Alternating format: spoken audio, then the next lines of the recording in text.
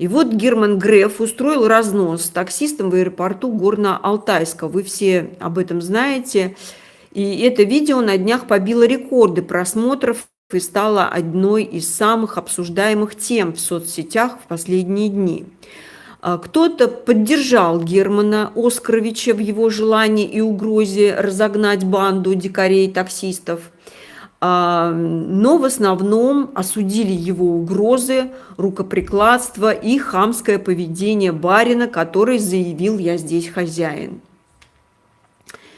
В ответ, я напоминаю вам сам сюжет, что происходило. В ответ, оскорбившись, таксисты Горно-Алтайска на всю страну кромсали карты Сбербанка, призывая народ последовать их примеру.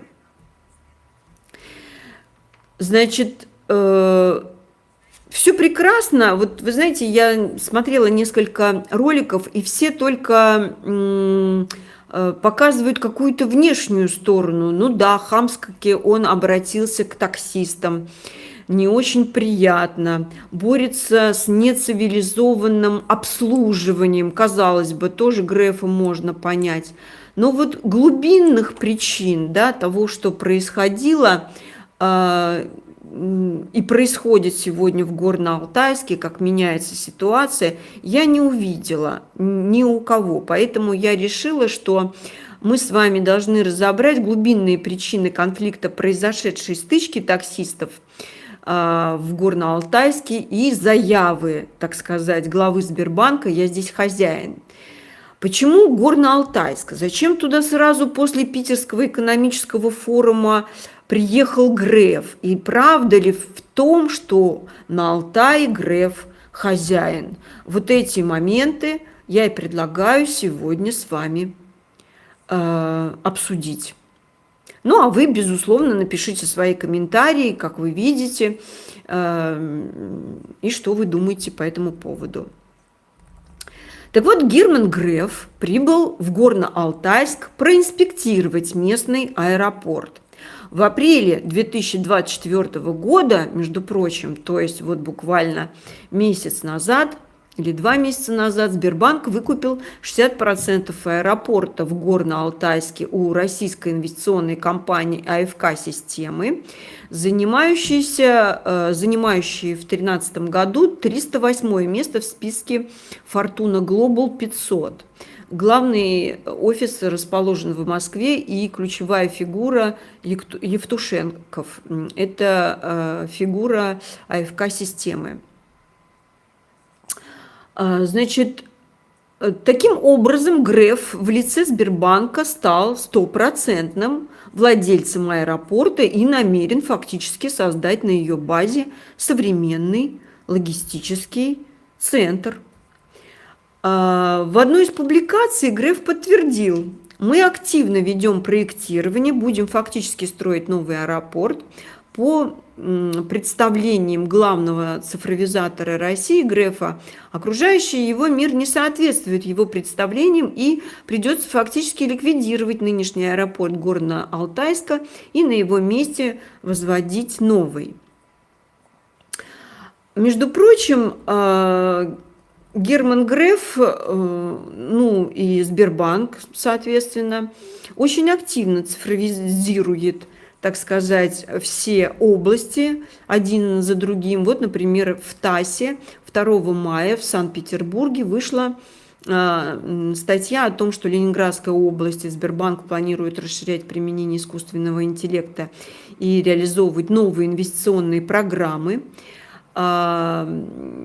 проекты. Власти Ленобласти планируют реализовать при поддержке Северного западного банка Сбербанка несколько проектов в сфере цифровизации здравоохранения и образования. Но я хочу сказать, что общий объем проектов только на февраль 2022 года по цифровой трансформации клиентов Сбера превысил уже 4,6 миллиардов рублей за счет сервисов электронной коммерции, которыми вы пользуетесь. Это Сберлогистика, Сберавто, Сбермаркет, Мегамаркет, Сбермаркет, Сбер Е-аптека и так далее. Но это только за февраль 22 года, был еще 23-24 год. Я просто не стала их подробно анализировать. Ну, в принципе, если уже за 22 год 4,6 миллиардов, то я думаю, за 24 год там уже другие цифры и более значительные. Так вот, я вам не просто это так сказала, потому что, пользуясь сервисами электронной коммерции, безусловно, пользуетесь вы, мы, граждане, да, безусловно, он будет тем самым Карабасом-Барабасом, который сегодня диктует условия. Так вот, Алтай, судя по разным оценкам, имеет перспективу стать той самой третьей столицей Российской Федерации, о которой шла речь на прошедшем Петербургском международном экономическом форуме.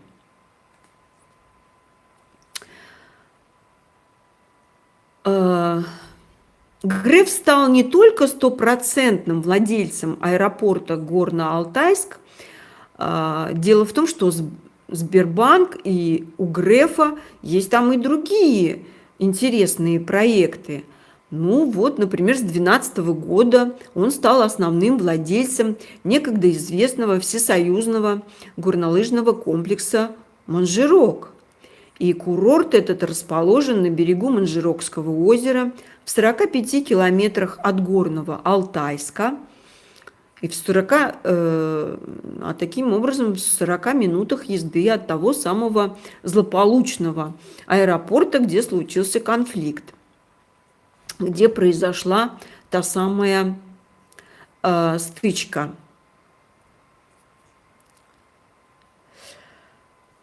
В 2012 году, я просто хочу вам рассказать об этом интересном проекте Грефа, значит, Манжирок. Почему именно интересы у Германа Оскаровича именно там? Значит, не только аэропорт, но и курорт Манжирок. В 2012 году Сбербанк вложил в Манжирок за 3 года порядка 6 миллиардов рублей и уже многие годы владеет этим знаменитым в СССР горнолыжным комплексом.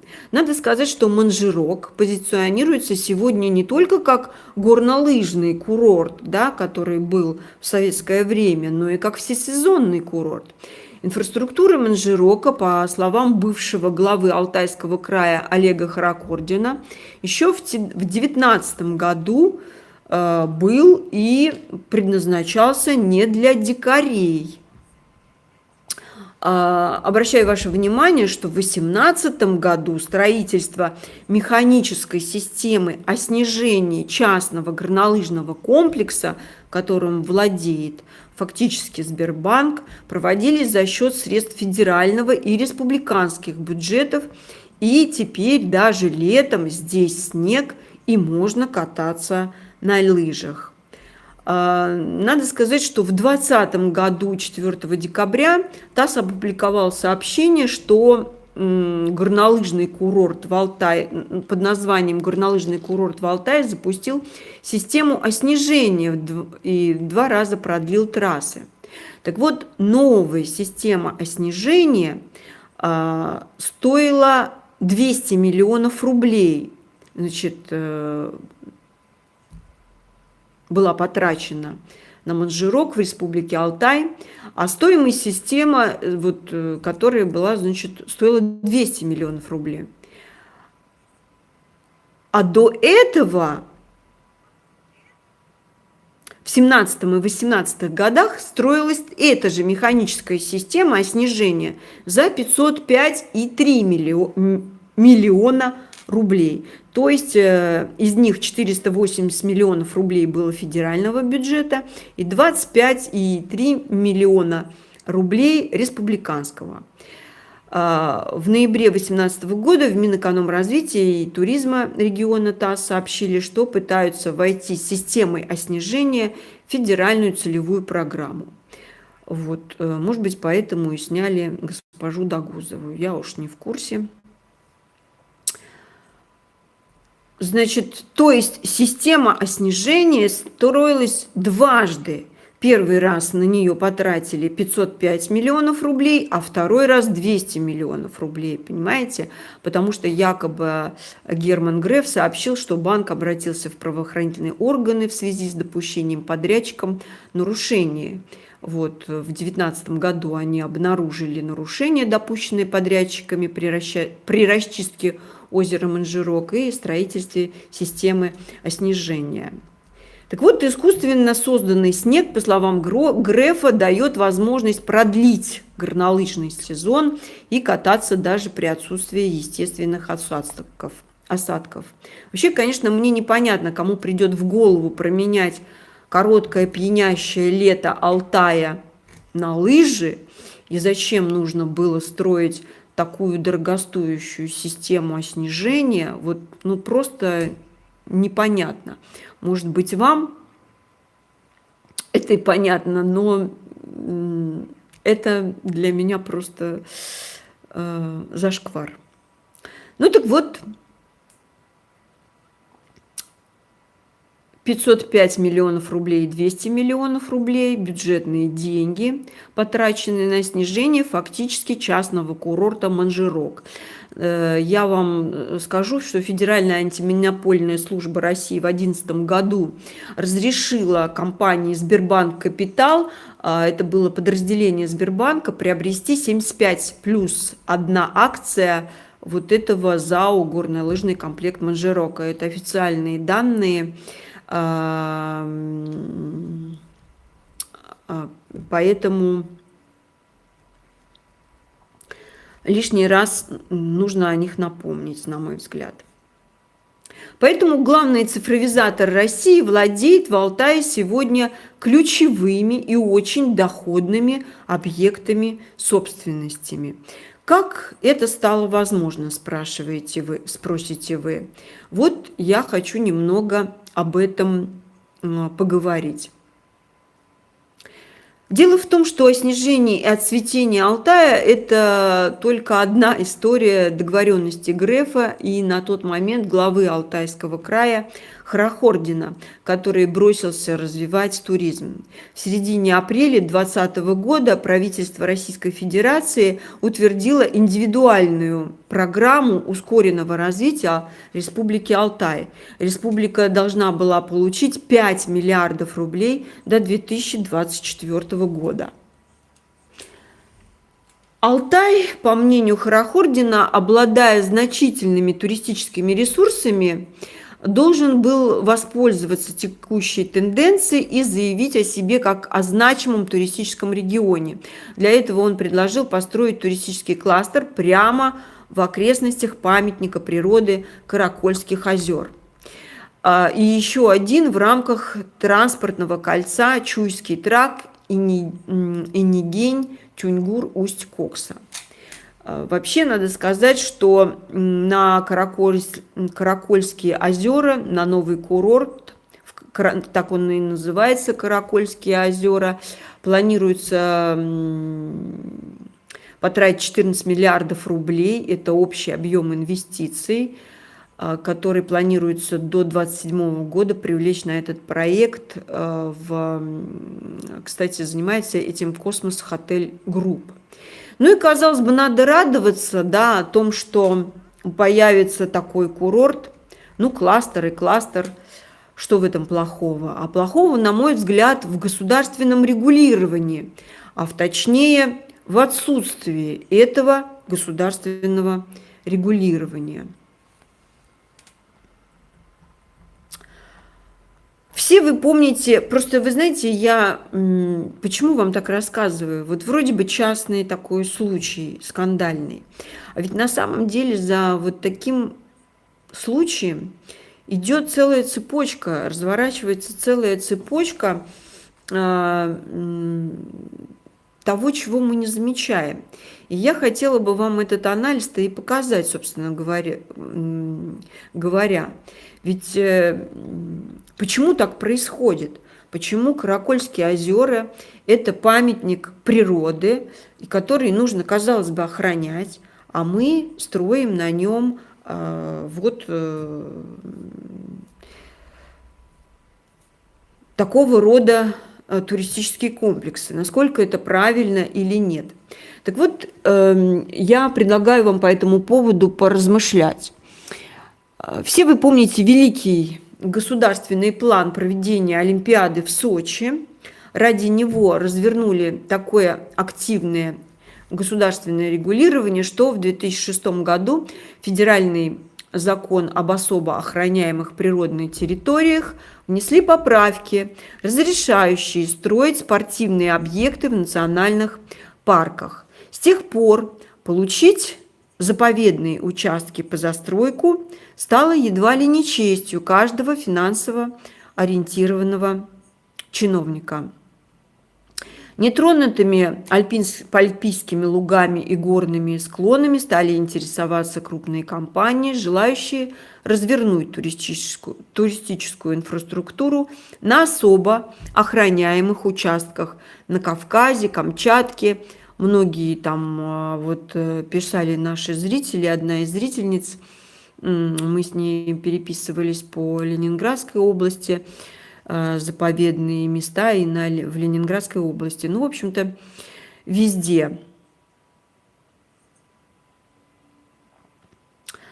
Но разрешением разворачивать в национальных парках спортивную инфраструктуру чиновники не ограничились. В 2011 году стройки допустили на биосферных полигонах, специальных участках, то есть это все началось в 2011 году, без природоохранных ограничений, которые можно было бы присоединять к заповедникам. А в 2016 году был принят закон, разрешающий выделять такие участки внутри самих заповедников. С тех пор на многие нетронутые территории чиновники стали смотреть не с точки зрения сохранности природы, а как на бизнес-проекты. Надо сказать, что страны Африки, Азии и Южной Америки, Коста-Рика даже считается земным Эдемом, самым популярными направлениями экотуризма в мире. Так вот, Золотые горы Алтая, куда входит уникальное озеро Телецкое, гора Белуха, Алтайские и Катунские биосферные заповедники, зона покоя Укок, так же, как и Байкал, самые известные направления для экологического туризма России. Они включены в перечень мирового природного наследия, а значит, являются бесценными уголками природы исключительного значения и охраняются ЮНЕСКО.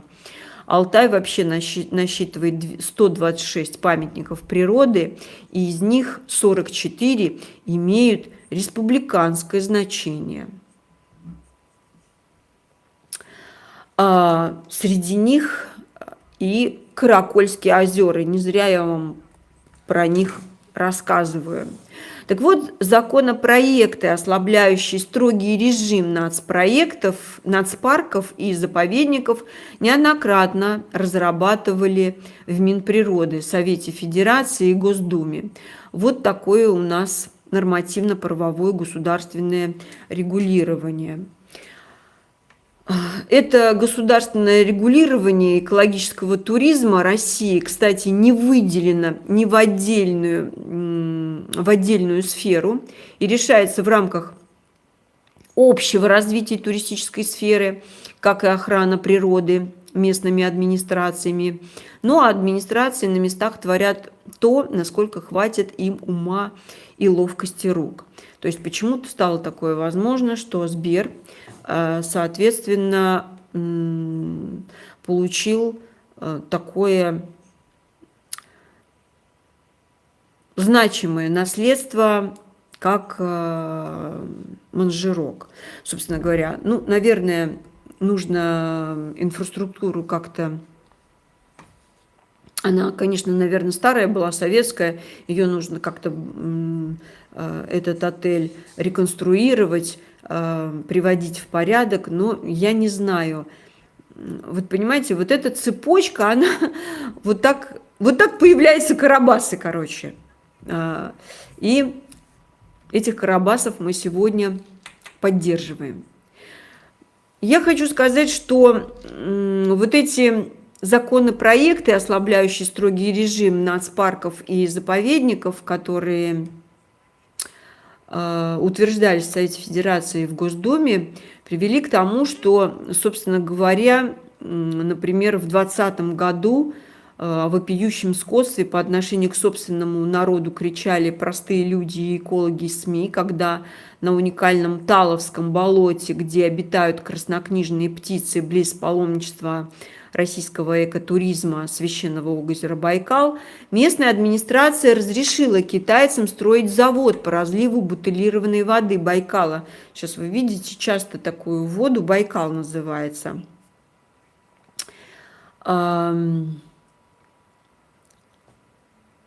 Вот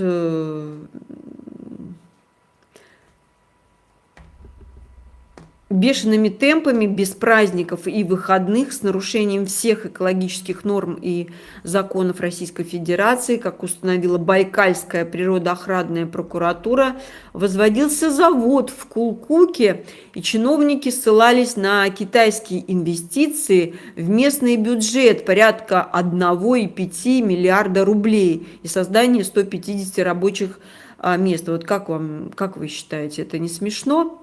Вот такая вот красная цена для национального достояния и мирового природного наследия Байкала, сокровищницы природы и культуры всечеловеческой ценности.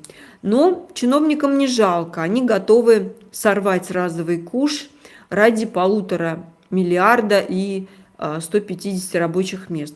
Вы знаете, вот мне кажется, это какой-то...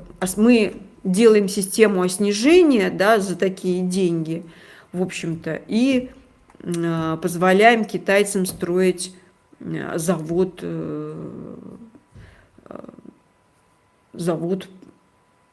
значит, привлекаем таким образом инвестиции. Я не понимаю. Может, я что-то не понимаю? Вы напишите.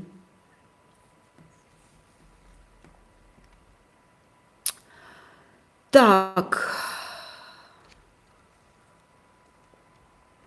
в свое время жертвами индустрии и урбанизации уже стали, я хочу вам напомнить, Великая Волга, ныне самая грязная артерия страны, Хопер, Ангара. Олимпийской стройкой был нанесен непоправимый удар по экосистеме Сочи. Угрозой мировому наследию Байкала и его подлиморью стали гиперактивный неэкологический туризм и строительство новых промышленных предприятий в его природоохранной зоне. Но бывший глава республики Алтай, он теперь возглавляет правительство Алтая, Хорохордин, сейчас мы еще вот этот момент тоже аспект просмотрим, он руководствовался такой неслабой целью сделать из республики Алтай центр мультинационального притяжения. В свое время под предвыборным лозунгом «Этнокультура. Глобальный мир» он призывал принимать вызов открытости и открывать двери Китаю. Хотя надо сказать, что местные алтайские зайсаны криком кричали, что наше богатство – это кедровый лес, кругляк, кедровую шишку, папоротник, золотой корень. Все скупается за бесценок соседний Китай. Это то, о чем мы с вами говорили на одном из последних роликов, да. Из-за такой политики открытости ценная кедровая древесина нам практически сегодня недоступна, и строят дачи у нас сегодня в основном из сосны. Ну а кедры и лиственницы такие уже запредельные, дорогие материалы. Политике открытости должен был способствовать и проект высокоскоростной магистрали Евразии через Пекин, Москву и Берлин, Пекин, Москва, Берлин, но, слава богу, его благо как признали убыточным, возможно, из политических, я думаю, соображений. И если бы этот проект высокоскоростной РЖД состоялся, то китайцы на Алтай прибывали бы эшелонами. Вообще, вот эта вся история, понимаете, пока мы не закончим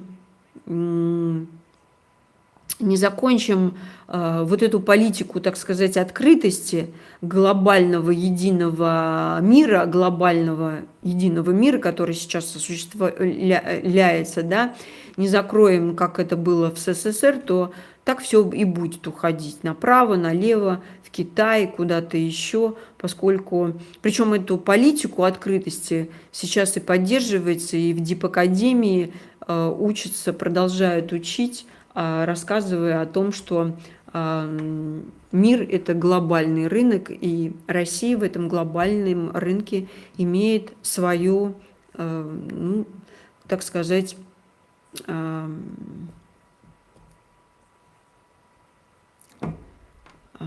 свое разделение труда, так сказать, в плане, как просто говорят, сырьевого придатка. Так вот, давайте напоследок рассмотрим, кто такой вообще Хорохордин, бывший глава Республики Алтай, откуда он взялся. Он был в 2022-2023 году, он был специалист сводно-аналитического отдела территориального управления Министерства имущественных отношений России по Московской области. Потом в 2024-2026 году он становится главным специалистом отдела координации работы Центрального федерального округа Управления Федеральной государственной службы занятости населения по Московской области. Ну а потом вдруг резко попадает в аппарат полномочного представителя президента Российской Федерации. С 2026 года становится советником и главным советником референта управления президента по внутренней политике администрации президента.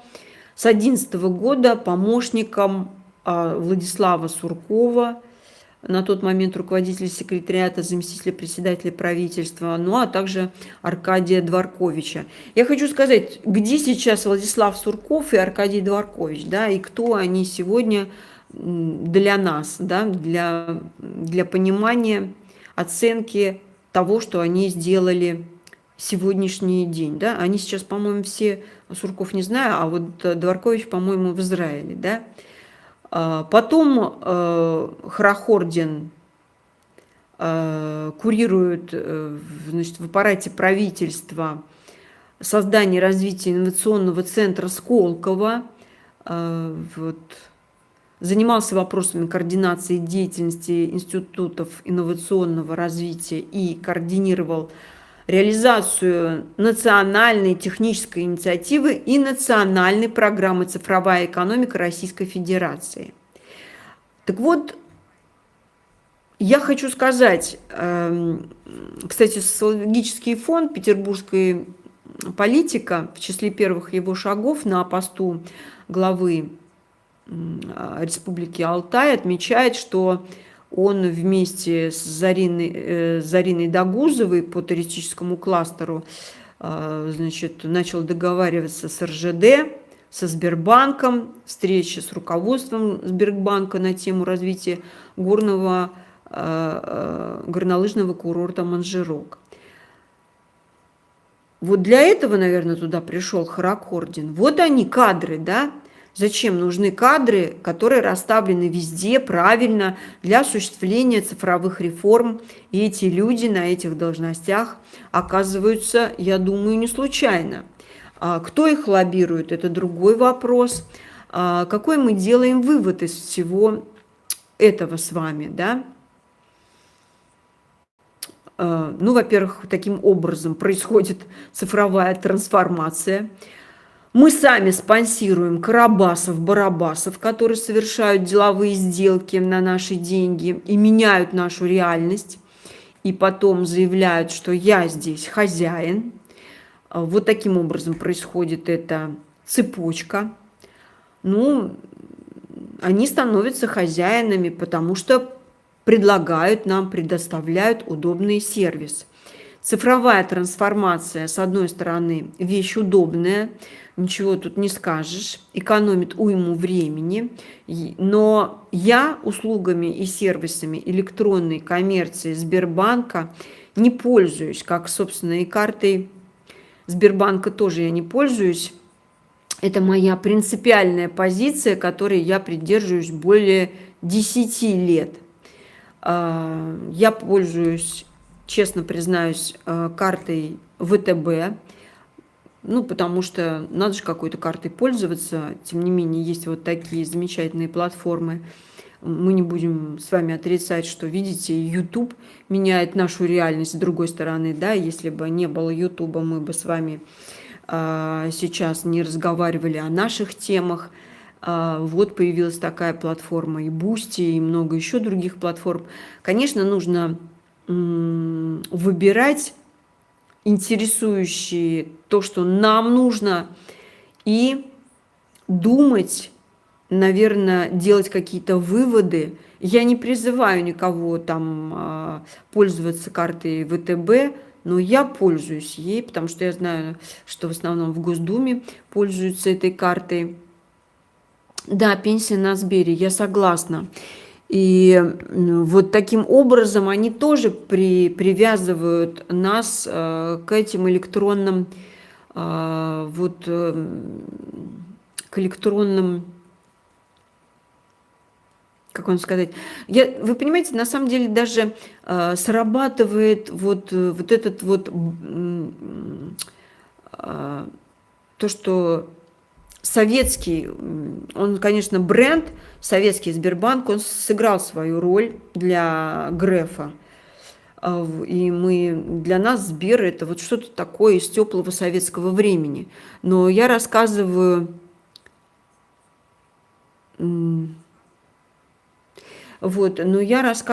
вам, как сегодня происходит вот эта вот взаимозависимость.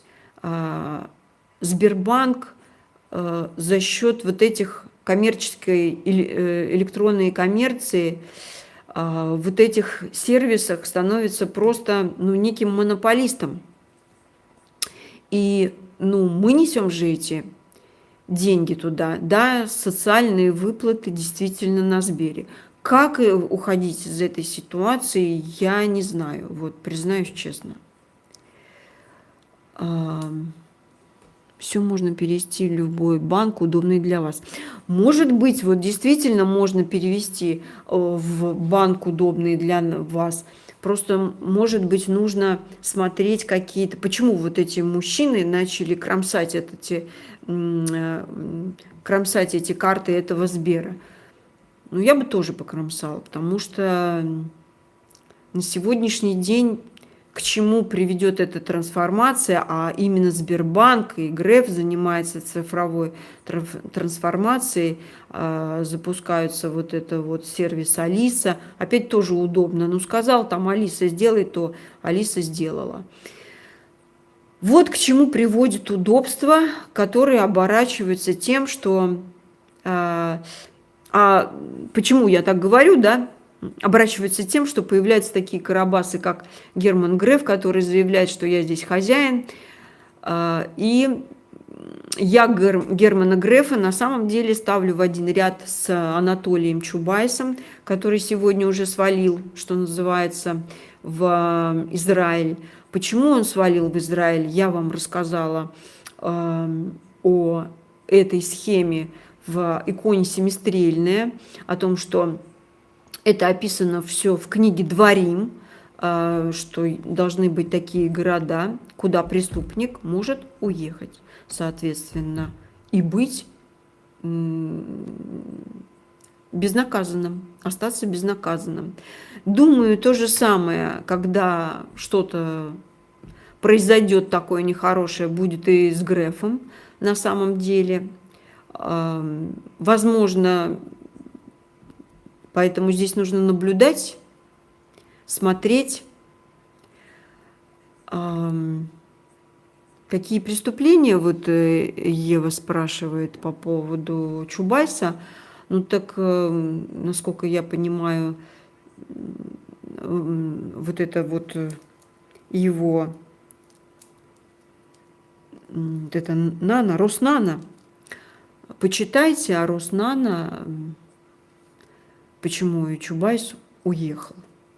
Не будем сейчас все это вспоминать. Мне это тоже нужно вспоминать в таком количестве, объеме информации. Тем более я уже, как говорится, утонула. Ну, собственно говоря, вот тот пласт, тот вопрос, который я хотела с вами сегодня обсудить. Как выходить из этой ситуации? Я не знаю. На мой взгляд, нужно, если есть возможность отказываться от карт Сбербанка, не поддерживая эти сервисы, нужно, ну, я имею в виду электронные коммерции, и либо не пользоваться ими. Вот я не понимаю, зачем пользоваться там... Я вообще не пользуюсь этими даже сервисами. Ну, кому-то удобно, наверное, пользуются.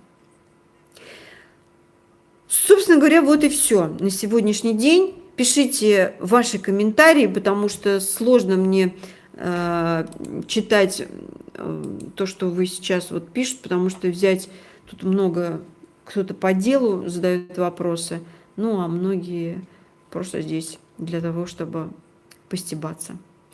Всего вам доброго, до свидания, пишите комментарии, я их читаю.